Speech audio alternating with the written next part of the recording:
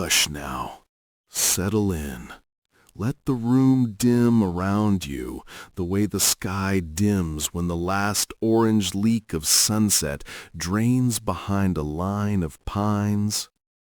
We're going to take a late-night drive together, you and I. A long, easy roll along a ribbon of asphalt called Highway 27.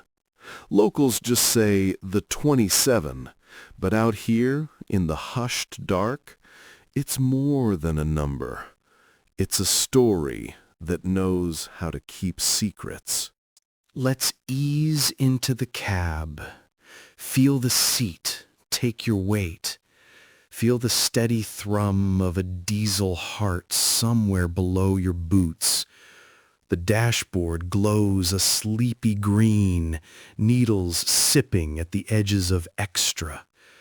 Outside, the world is quiet enough that the highway can hear itself breathe. Our driver tonight is a long-haul trucker. Big hands that learned patience. A face that looks younger when he laughs and older when he doesn't. He's been driving enough miles to forget the shape of some towns, but he remembers the way a good bridge sinks and rises like slow surf. He remembers coffee at 2:17 a.m. that tasted like a warm shoulder.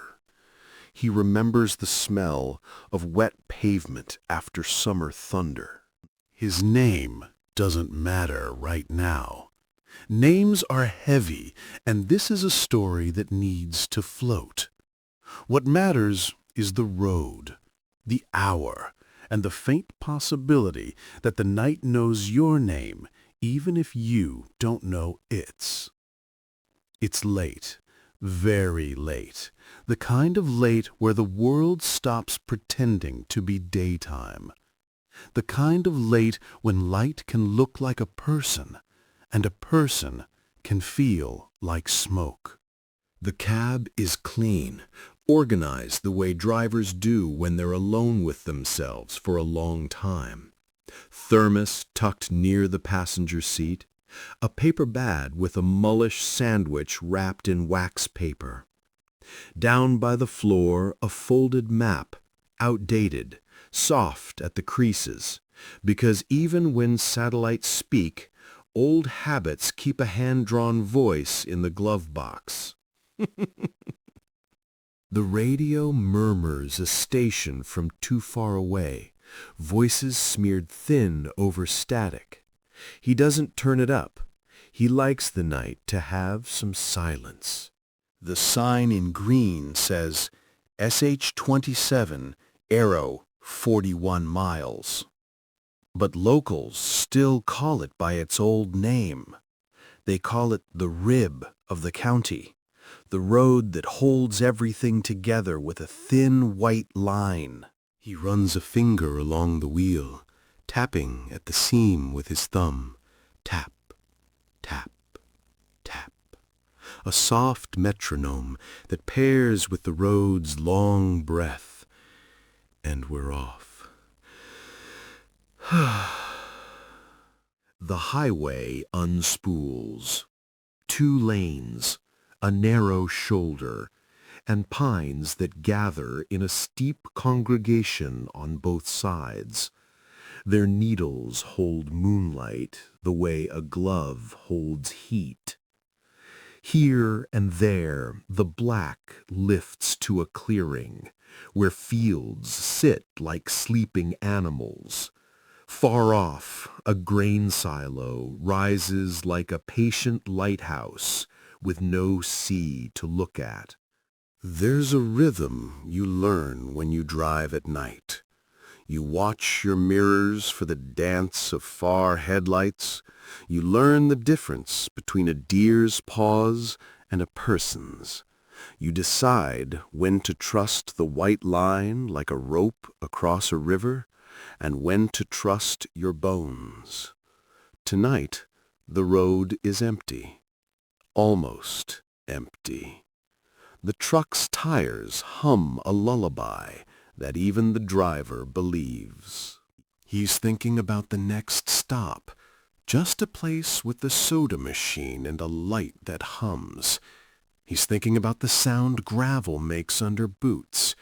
He's thinking about nothing in particular when a moth taps the windshield, then another and another. At first, they're just small pale coins flicking the glass and drifting off, little messengers with powdery wings. But there are more of them than there should be this time of year. The truck's dome of hard light pulls a river of wings out of the dark, and the driver clicks the dimmer. Still, the moths come. It's fine. It's only weather with wings. He turns the fan up and lets the window stay shut, smelling the small tang of warm rubber and coffee. He yawns, shoulder to shoulder with the night. Then it happens. A glow in the trees. Not headlights, not a farmhouse, a soft well of light, like someone placed a lantern on the ground and turned the wick up very, very carefully. It isn't white like a car. It isn't orange like a barn bulb. It's the color of milk when you swirl honey into it. A light that looks like a sound you haven't learned to sing yet. He slows. The truck sighs, the trailer nodding once behind him as the speed falls. The glow doesn't separate into source or story. It just is, poured into the forest like something spilled from above. He glances at the shoulder, narrow, soft, a poor place to pull over, then checks the mirror. There's no one behind him, no one ahead. He coasts. Just a fire, he decides aloud, because sometimes you talk to the night so the night knows where the edges are. Or a broken bulb on somebody's lot. But he's seen fires. They move, they lift and drop, they comment on the wind. This light just rests, like a hand on your shoulder. And the moths, they're thicker now. They patter the glass like faint rain. They curve in toward the left shoulder, toward the trees where the glow cups itself. He thinks of a spillway, of water drawing things inward. He thinks of someone listening too closely. He rolls on, a few miles more, and the glow moves with him, a hush of brightness keeping pace in the woods, sometimes ahead, sometimes behind, never committing to a single position the way a truck does on a road. It's like seeing your reflection in a window and realizing the window is in a place you've never been. He glances at the clock. 1:12 a.m. He blinks slowly and says again, "Just a fire." But the night doesn't answer. There's a turnout. Small. Gravel. The kind that leaves chalky dust on tires. He eases in, shoulder checking an emptiness that's absolute. The moths clatter gently against the high beams, a whispering crowd. He clicks off the headlights. The night folds back in, swallowing everything, then letting things return one by one. The silhouette of a battered fence, a single firefly drawing a shaky green line in the air.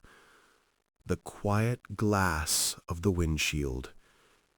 And beyond the fence, past the ditch, past a line of scrub, the light. It shines from the low belly of the woods. Not harsh, not even bright, not in the way brightness usually brags. It's patient. It asks nothing. It simply exists. The truck ticks and settles around him, metal easing its own weight. He listens. There's a sound like a distant choir that fell asleep humming. Or maybe that's just the blood in his ears. He unclips his belt and opens the door a crack. Night air moves into the cab, earthy, leafy, damp, and warm. Warmer than it should be, like summer with a secret. He climbs down, boots meeting gravel, the grit whispering about every mile he carried and every mile he'll carry still. He leaves the door open because the cab light feels like company. He stands with one hand on the door frame, studying the way the glow licks at the trunks of pines. The bark looks oiled. The needles wear a sheen. The moths drift toward the woods. He can hear their bodies tapping at something he can't see. A pane of invisible glass? Or a membrane made of time? "Forest Service?" he says into the hush, as if someone official might answer. "You folks testing something?" Only the wind replies, tugging at the region where the light thickens. He should stay in the truck. He knows this. He's sensible. He's paid by the hour and by the mile, and neither of those loves detours. But there's an ache at the base of his skull that says, if you drive away now, you will carry this glow behind your eyes forever. It will follow you into your sleep. It will knock on the back of your teeth and drum on your bones. He calls it curiosity. Or maybe it's kindness. The kind you offer to strange things the night leaves on your doorstep. He takes the small flashlight from the cab, though he doesn't turn it on. It feels polite to carry it, like bringing a casserole to a neighbor. He shuts the door gently, the click like a point stitched into a line. The truck stands behind him, a patient beast, idling low. He moves toward the fence, stepping over a wire that never meant to keep much out. The ditch is shallow, the scrub a soft suggestion on his jeans. The light is warmer here, warmer still. It has a smell. Not ozone, not exactly. Something like clean linens drying beside a river. He breathes it in without meaning to, and the breath stays in his chest a moment longer than a breath should. "Hello?" he offers. "You all right in there?" The trees answer by holding very still. He reaches the edge of the wood. The light is close enough now that he can see the lift and fall of it on his knuckles, the way it paints his skin into a softer version of itself. He remembers being a kid and holding a flashlight under his chin to make stories scarier for his friends. This is not that kind of light. This is the kind that turns a sharp edge into something round. Inside the first fringe of trees, he finds a clearing that he doesn't remember being here. But then he has never stopped here before to build a memory. The clearing is not much larger than a small living room. Soft leaf litter, a tumble of stones pressed in a crescent like a shoulder print. In the center, a column of radiance, 3 feet wide, 5 feet tall, poured from nowhere into nowhere else. Not a beam, not a torch. A well without walls. He should turn and go.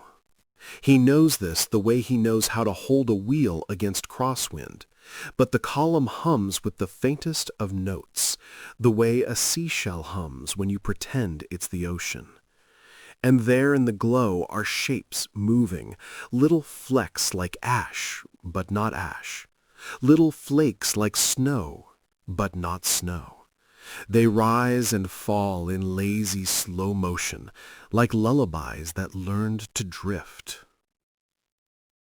The moths circle the column, not touching, not daring, simply orbiting with manners. His skin warms, the back of his neck prickles, not with fear, but with attention. You know that feeling when a friend is about to say your name in a crowded room? That hush of air just before the sound? That's in his spine now. He steps closer. The glow lifts his shadow and sets it gently at his feet like a folded coat. He stretches a hand toward it. Don't be foolish, he tells that hand. Not everything is yours to touch. But the world is very quiet, and the glow is very kind, and the rules feel like paper left out in the rain.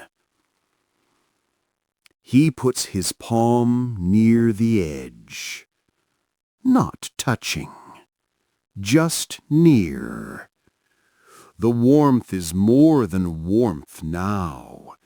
It's a feeling of being understood. He thinks of the miles he hasn't told anyone about, the phone calls he meant to make and didn't. The way old songs can pry open your chest and leave you standing in a field you forgot you'd ever walked. He thinks of the times he's watched dawn pour itself into the world and realized the night was listening. He thinks of small kindnesses, a gas station clerk who kept the door unlocked another minute, a farmer who lifted his hat in the rain. He is not afraid. He breathes in, and the light breathes back.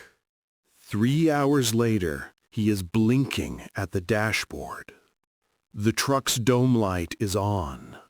The engine is idling, and the clock is absolutely, stubbornly sure of itself. 4:17 a.m. He has no memory of crossing the ditch again, no memory of climbing the step, of closing the door, of tapping the key. His flashlight sits on the passenger seat, a polite guest who cleaned up after itself. He swallows and the sound is very loud inside the cab. The world outside feels ordinary again, which is worse somehow. He turns the headlights on, and the beams cut through honest air. Trees, gravel, fence, a small stand of airy weeds performing a nervous ballet in the breeze. The glow is gone. The moths are gone. Something in him sighs like a door closing softly. He lifts a hand to rub at his neck and winces. Heat flares under his fingers, a tender burn, two narrow crescents where the skin is warmer and strangely smooth.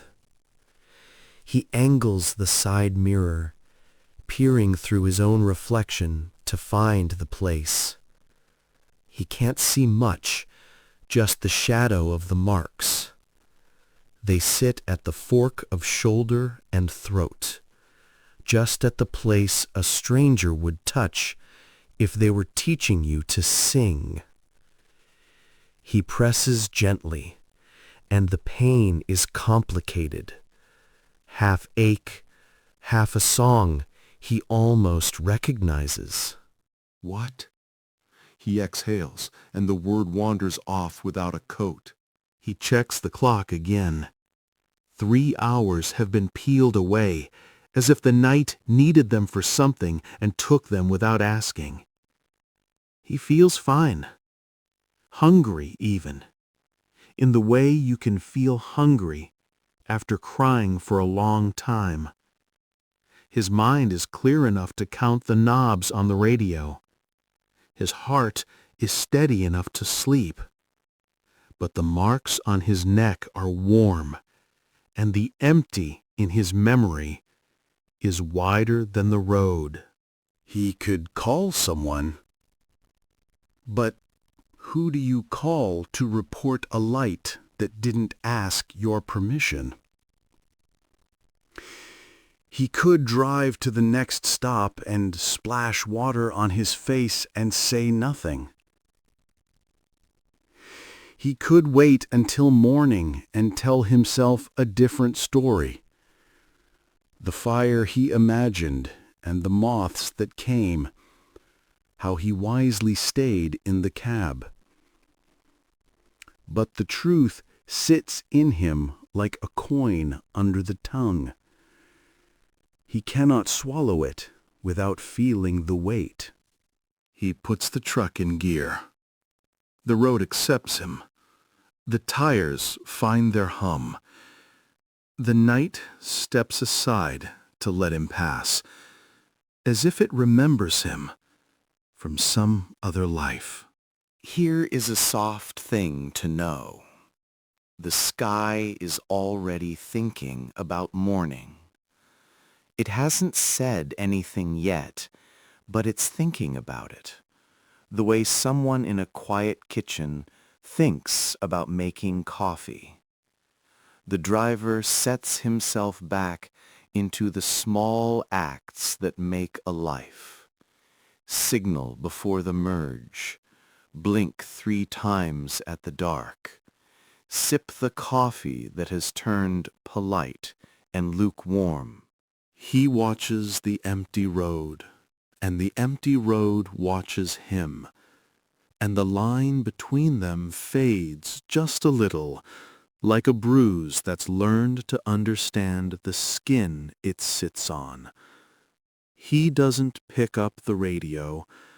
He doesn't reach for music. He lets the hum be the whole song. At the next service stop, a low concrete island with a lone machine and a humming bulb, he pulls in. The gravel here is louder, surlier. The night has spilled a little oil. He steps down and the cool feels honest on his warmed skin. He reaches up to touch his neck again, then thinks better of it, then does it anyway. The heat is still there, but quieter now, like a friend who's settled. He leans his head back and looks at the bulb above the machine. It flickers as if unsure whether to be a star. He smiles a little at it for both of them. Coins in. Button press. A bottle thumps into the cradle. He cracks it open and lets the fizz talk to him. On the far side of the lot stands a patch of scrub oaks.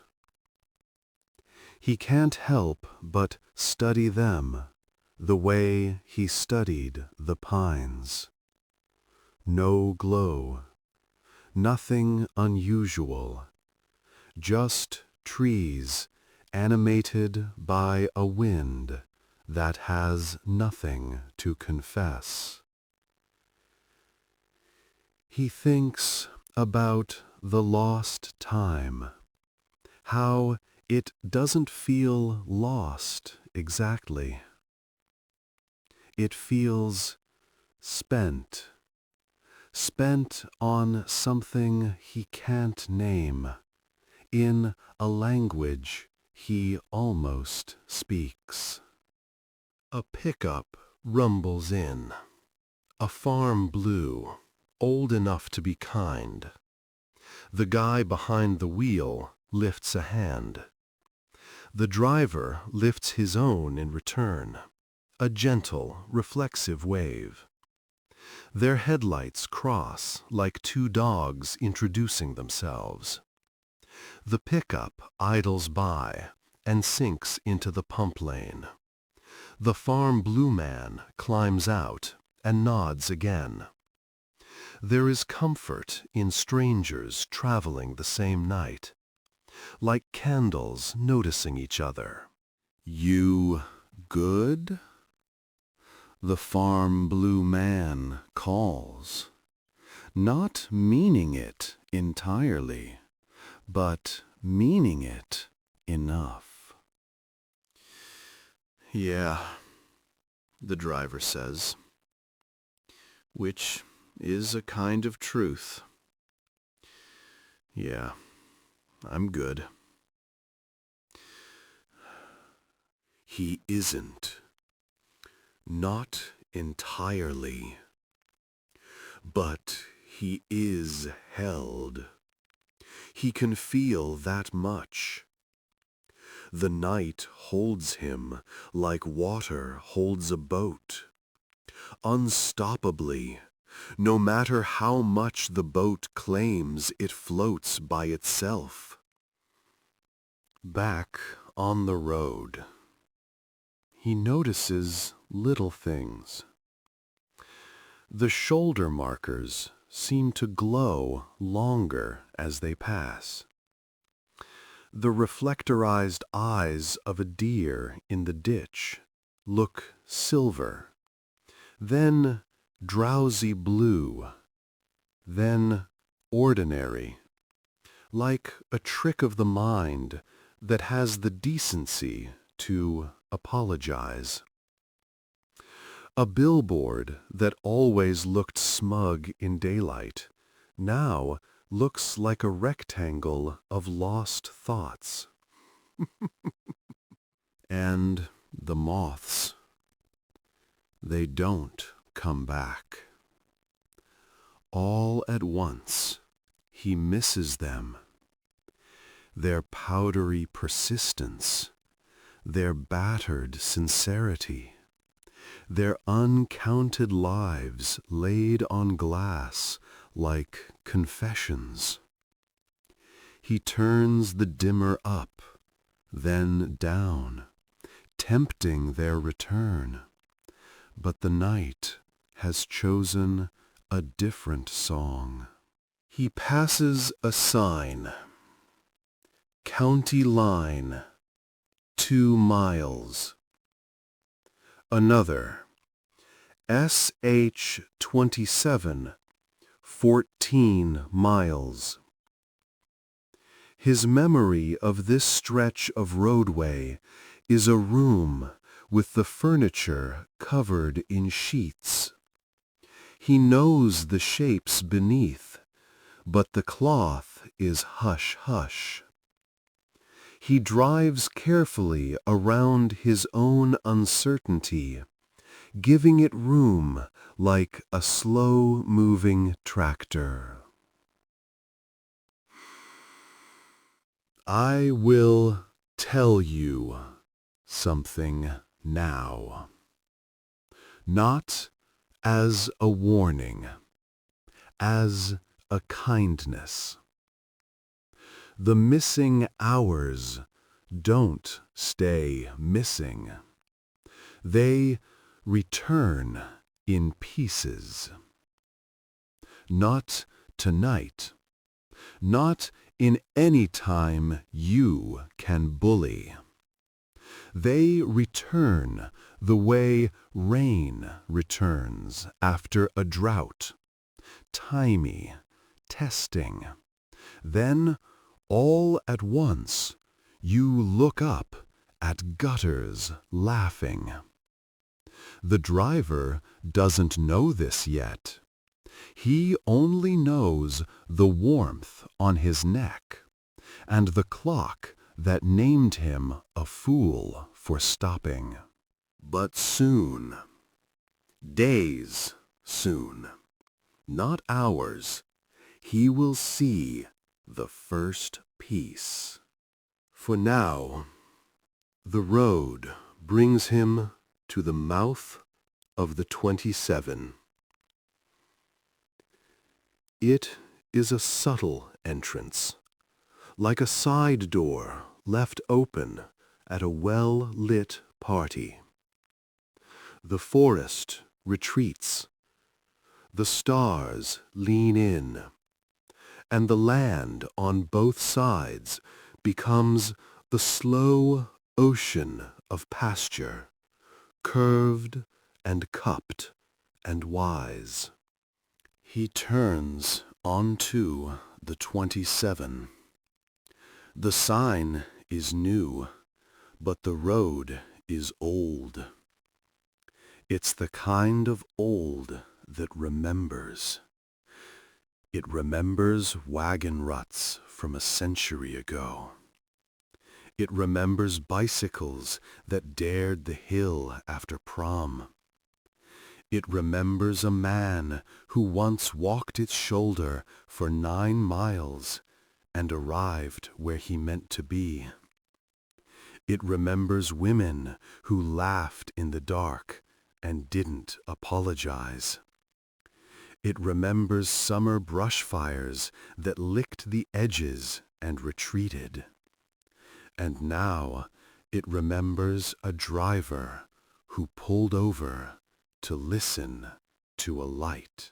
The asphalt feels different under his tires, finer grained, as if the county poured it with a gentler hand. He breathes and lets his grip on the wheel loosen. The heat at his neck throbs once, twice, then settles like a heartbeat learning the room. He thinks of sleep. He imagines a motel somewhere at the junction, a sign that says vacancy like a blessing. He imagines a bed with too many pillows and a curtain that doesn't quite close. He imagines water drumming his shoulders and washing the night from him, leaving the light behind. But he keeps going. He has miles. He has a destination that won't mind if he arrives shy of dawn. He has the road's trust and he won't break it by stopping too soon. He hums under his breath, one of those songs without words that the body invents when it needs to tell itself a secret. He is past the turnoff for the mill when he sees her. A figure on the shoulder.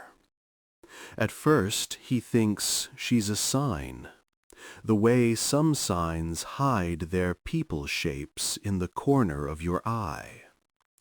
Then he sees the motion, slow, deliberate, and the way her dress folds around her calves like water around a piling.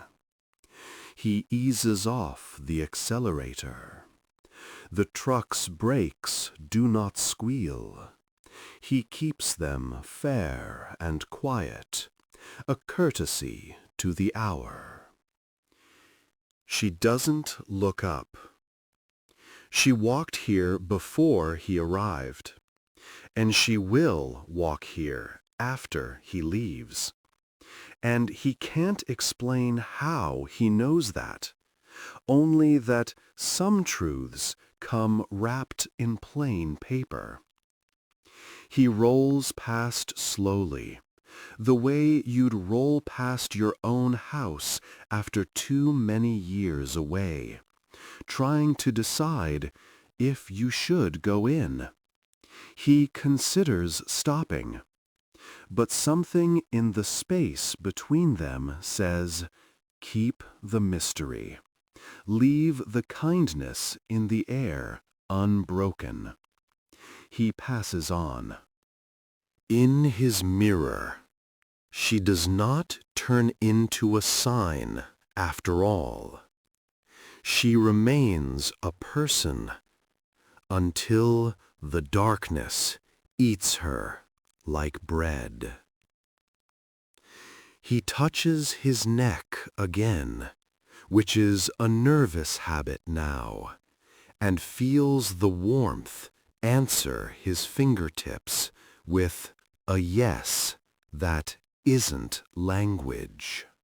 The first memory returns in the afternoon, 2 days later, when sunlight lays a bright coin on the driver's knee while he eats a sandwich in the cab. He is parked under a tree behind a depot, listening to the slap of a rope against a flagpole in the breeze. The sky is so clean you could sweep a floor with it. He chews, and the taste is comfortable. He is thinking of nothing. The coin of light on his knee shifts as a cloud reconsiders the day. The shift is small, a nudge really, but it knocks something free inside him. He leans back. He closes his eyes. He sees very clearly the clearing, the column, the flakes rising and falling like slow thoughts. And he feels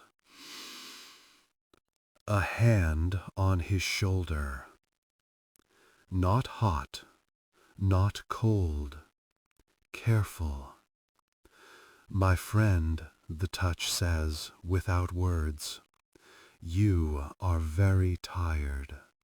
He had not realized how tired he was until that touch asked him to notice.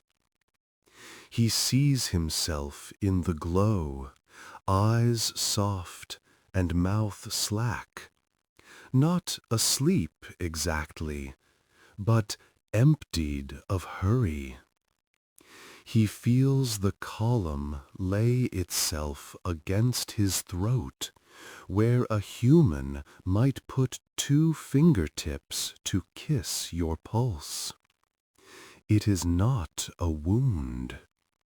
It is a listening, a training of attention.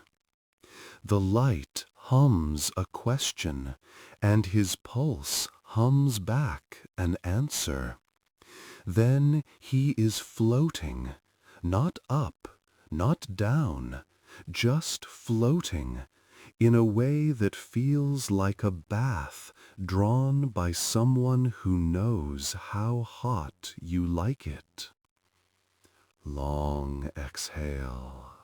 He opens his eyes to the afternoon, and the flag rope, and the tree. The sandwich has leaned against its own crust. He puts it aside and rubs his neck. The warmth is quiet now, tucked in like a small animal. He breathes, and the memory doesn't flee. It stays and makes itself a home. That night, another piece returns. This time, he is in a motel after all. Curtains not quite meeting. Air conditioner stuttering. Such a steady beat, you could dance to it if you were in the mood.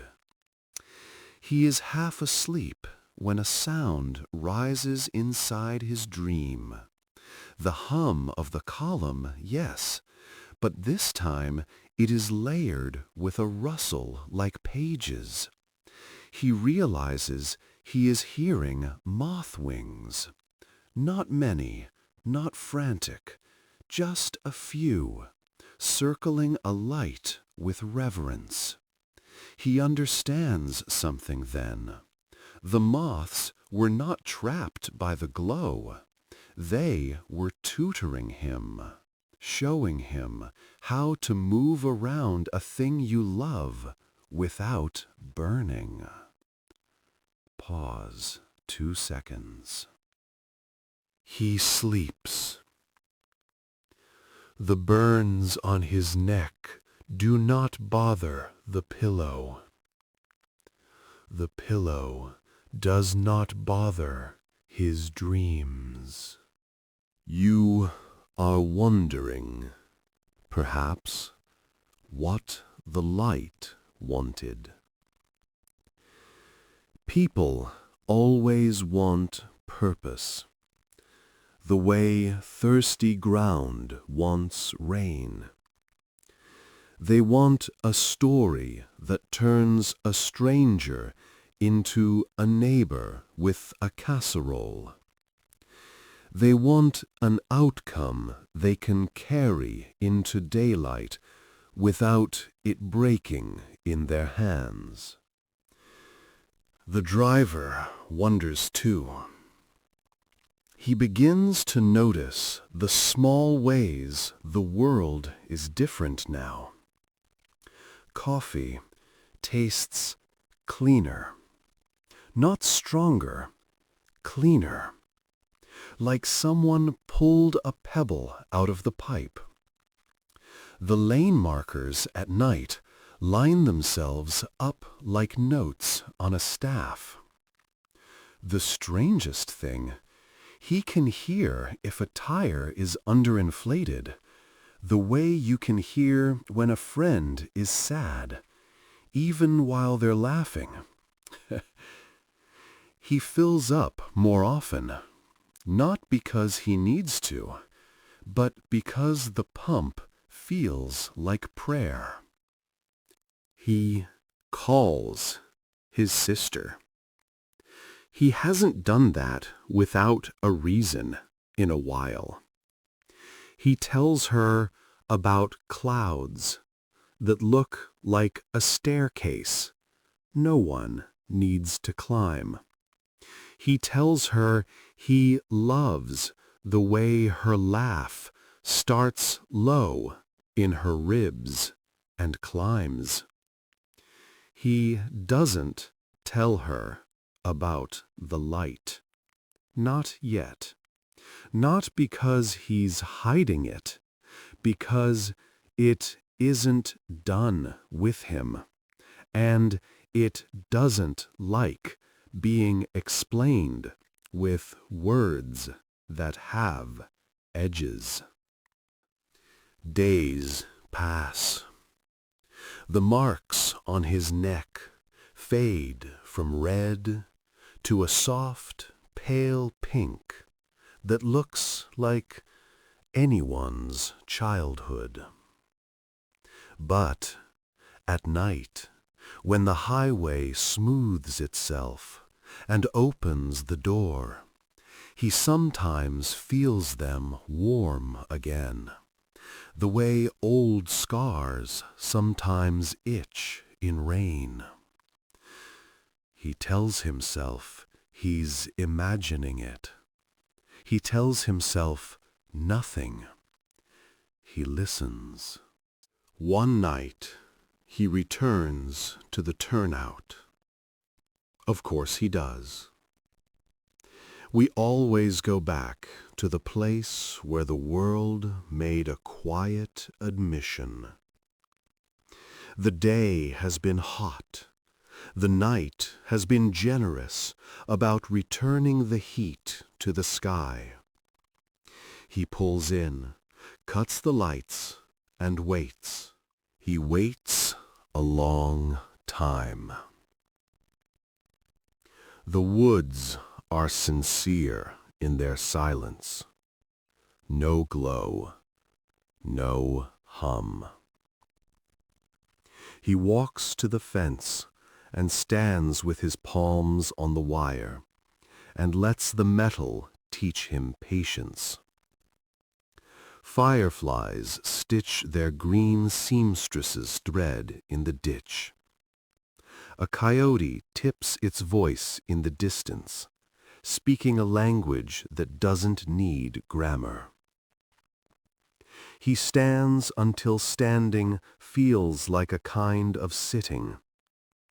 Then he goes back to the cab and sleeps with his seat leaned back 2 clicks. He dreams of the column, but not in the clearing. He dreams of it in strange places: a kitchen, a church, the back staircase of a library, a laundromat with warm lint in the corners. In each place, the column hums the same small note, and in each place he brings someone to stand beside it. A tired man with hands like rope. A nurse with a smudge of mascara under one kind eye. A kid whose backpack groans with books. A woman who never forgot anyone's birthday.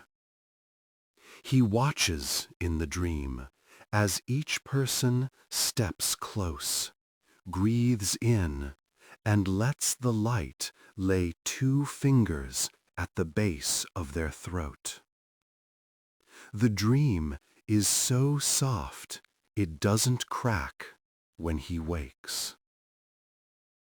He opens his eyes to the slow gray of a true dawn. The clearing is only a clearing. The trees are only trees. But he feels a kindness in his chest that the world did not put there. He turns the key. You want fear, maybe? You want the world to sharpen into teeth. The story could do that. The night always keeps a drawer full of knives it doesn't mention. But this is a bedtime story. And the truth here is simpler. Fear came to the edge of the clearing and considered stepping in, then decided it had other places to be.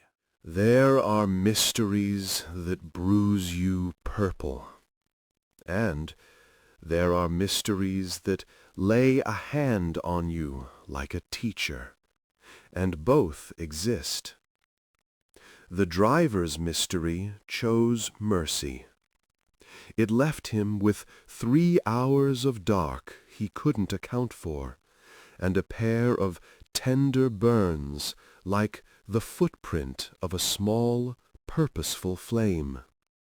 It left him gentler than it found him. It left the Highway 27 with one more story it won't tell unless you ask nicely. Weeks later, after the driver has become the kind of man who carries an extra bottle of water in case someone needs it, he stops again at a different turnout, on a different stretch, with a wind that smells like dust and songs. He's not looking for anything. He's thinking of a bridge that's out on Route 5 and whether he can afford to take the longer loop.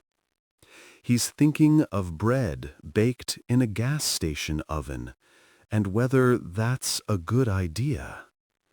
He is not thinking of light. A man is sitting on the guardrail, shoulders slumped like laundry that missed the sun.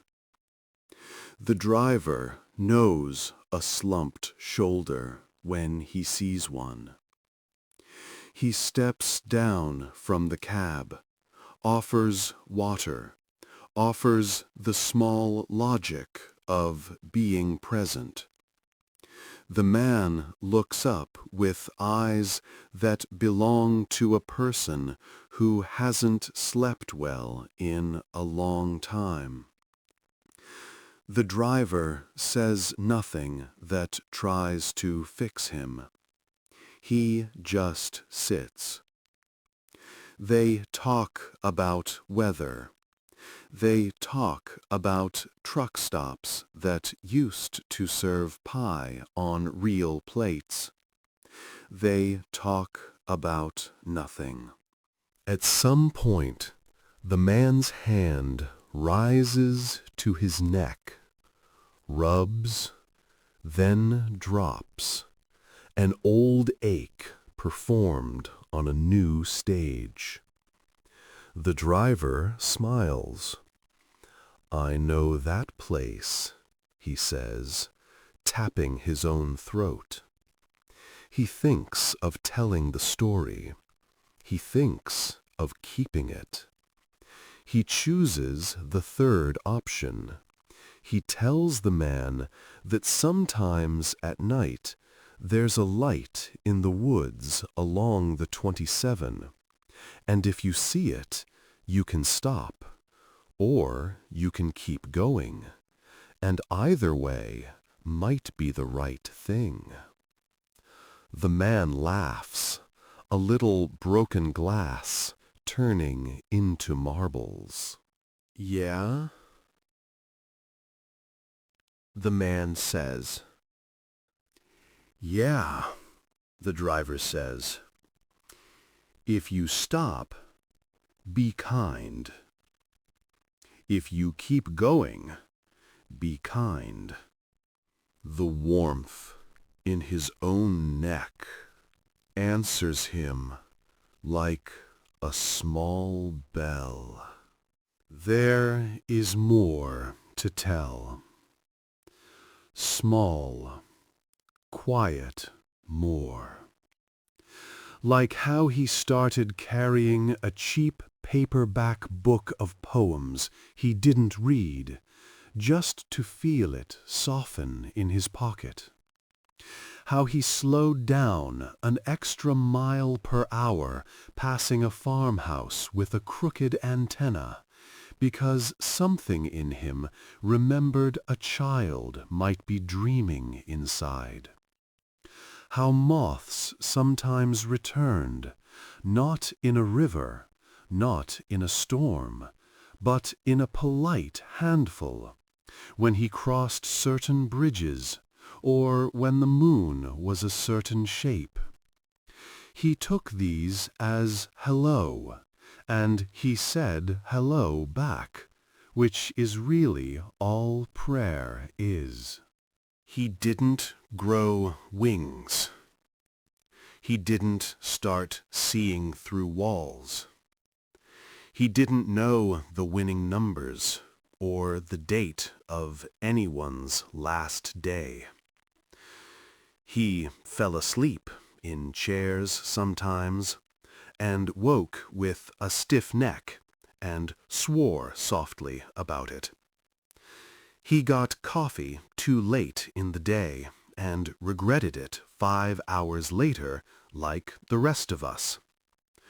He remained a person, which is the brightest and strangest thing any of us can manage. Sometimes, very late, when the world remembered to be quiet, and the tires sang just so, he would hum along with them in that secret melody the column taught him. A hum that doesn't try to be heard, a hum that doesn't want applause. He would hum and think of the clearing and the flakes rising and falling. He would touch his throat and find it ordinary and blessed. If you were to ask him now, months later, sitting on a low wall outside a station with the sun folding itself into the west, "Hey, what happened to you that night on the 27?" he would answer carefully. He would say, "I saw a light in the trees. I went closer than I should have. Time left me alone for a while and came back having learned a new trick. I woke up in my truck with burns on my neck where my pulse lives. I drove on." And if you asked, "Were you afraid?" he would look at his hands, turn one of them over, study the canyon of a knuckle, then say, "Not exactly. I think the night was afraid for me, and that felt like love." If you asked, "Why you?" he would smile a little and say, "Why any of us?" The road just picked someone who would listen when light spoke in its inside voice. And if you asked, "Would you go back?" he would say, "I have, and I will. I will go back every time the world is too sharp, and I will stand at the edge of the trees, and I will wait, not to be taken, to be taught how to be given back." Let's end where we began. The cab, the dash glow, the long hum. The driver is older now. By weeks you can count, and by days you cannot. The white line unrolls. The highway 27 leans into a bend. the way a body leans into a good hug. The night is not a stranger. It has learned his name and pronounces it as if it were light itself. He tilts the mirror and sees the soft, pale marks at the base of his throat. They look like nothing. They look like everything. He grins at how the world leaves notes on us, like you'd press a leaf into a book and forget it for years, and then one day you open the book and a forest falls out. He drives, and the stars try out different versions of themselves. He drives, and the road says thank you under his tires. He drives, and he hums the little hum that isn't a song. He drives until a slow dawn shades the edges of the world with the color of honey in milk.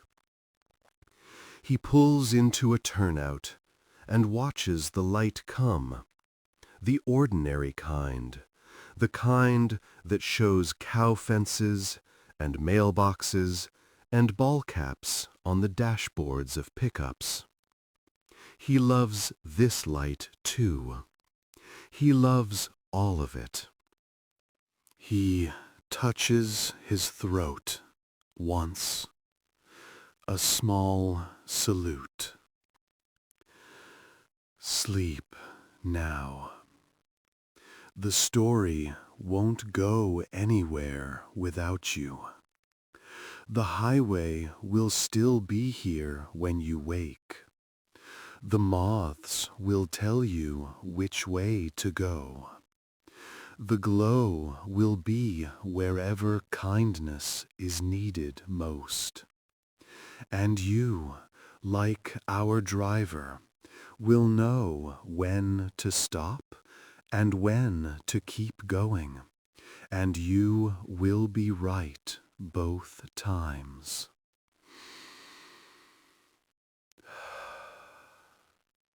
Hush.